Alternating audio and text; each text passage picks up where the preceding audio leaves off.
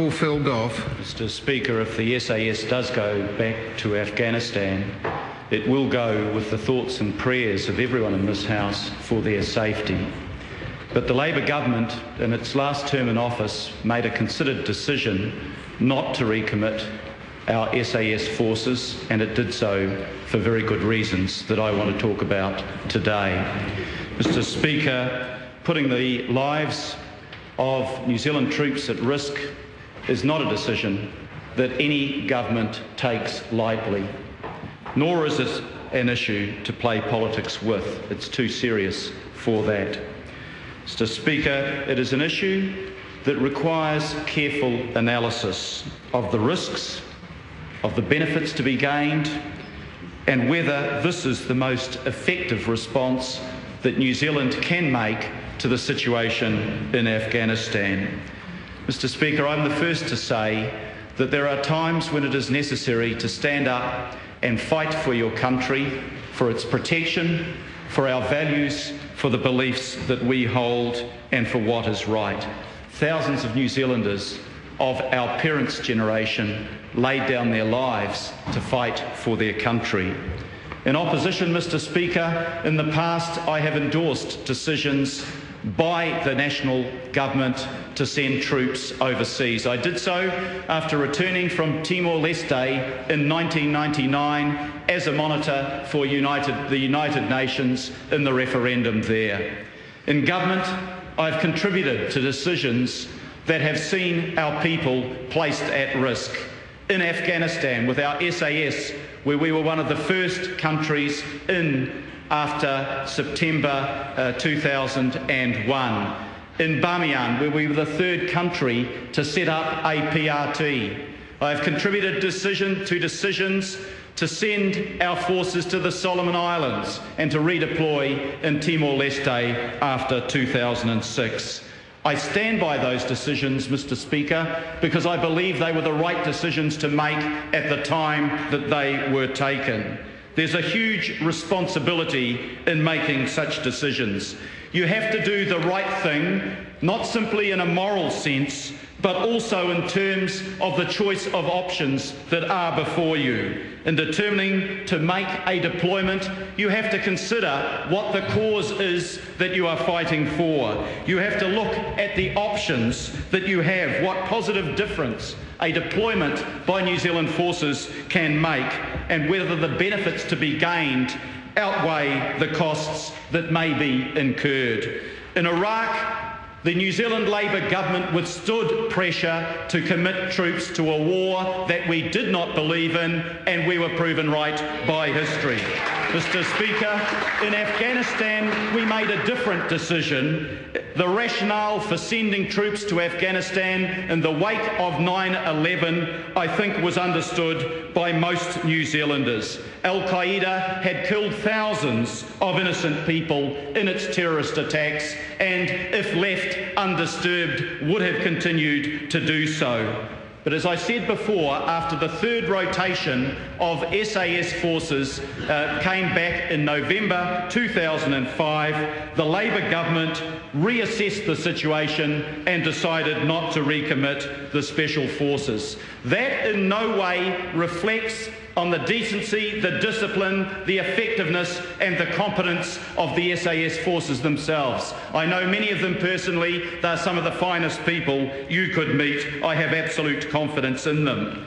The decision we made not to send them back reflected our assessment of the situation which had evolved in Afghanistan on the basis of the information that the government had before it, and from our belief that in this new situation there were much better options to contribute to finding peace in that country.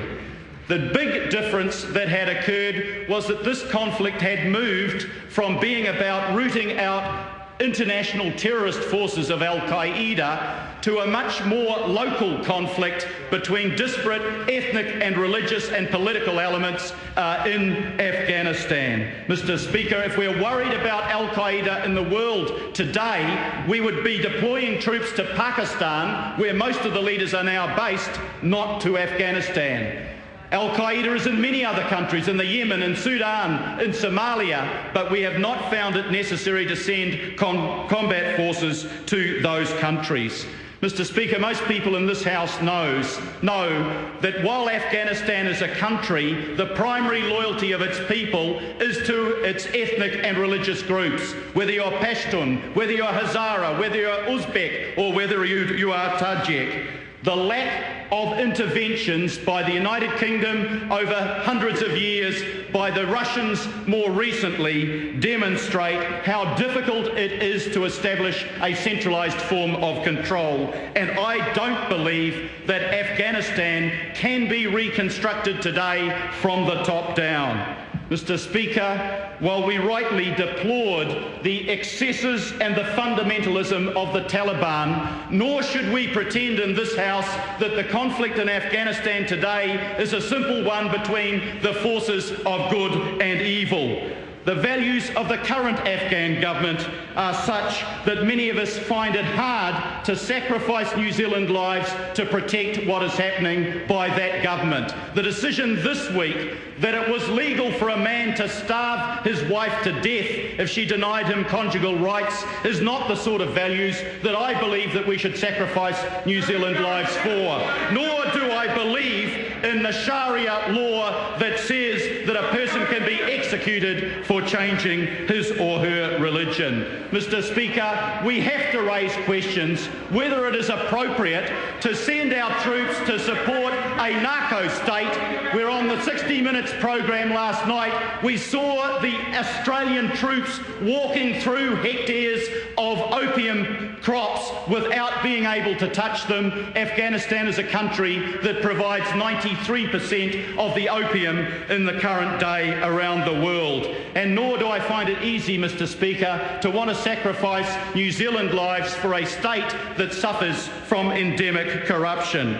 Mr. Speaker, some have argued in the House, I think the Minister of Foreign Affairs, that these are secondary considerations to stopping Al-Qaeda re-establishing in Afghanistan. But the truth is, Mr. Speaker, they are currently operating across the border in Pakistan, and nobody is suggesting that we involve ourselves in that country. Mr. Speaker, in the 7 years that we have had the United States-led intervention in Afghanistan, the defeat of the Taliban looks further away than ever before. They now control a third of the country, notwithstanding the 90,000 United States and allied forces that are involved in the conflict in that country. Last month, July, 75 United States and NATO troops died in Afghanistan, the deadliest month since 2001.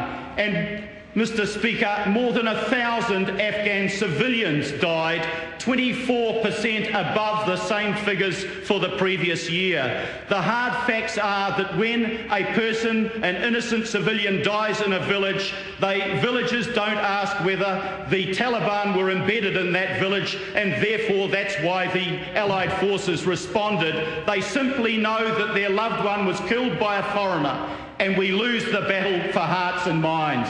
The contrast, Mr. Speaker, is in Bamiyan itself, where we have won the battle for hearts and minds, where we have helped establish stability and security, where we have provided the basis for development, where we can work alongside an administration led by Governor Sarabi, who is a person who is both honest and competent, where we can see the difference that we are making, and the risk to our troops in making that difference is less, Mr. Speaker. Mr. Speaker, that has been an effective deployment. I cannot understand why we would swap commitment to something that is working well at a lower risk to New Zealand lives for something that is absolutely unproven as to its effectiveness with a much higher risk to New Zealand lives. Mr. Speaker, I understand that the Americans and others have asked for it, but this is a decision that we make on our values and according to our analysis and our judgment, Mr. Speaker. For the reasons that I have set out, from 2005, the Labor government decided not to recommit the SAS to Afghanistan, and we do not support that action now.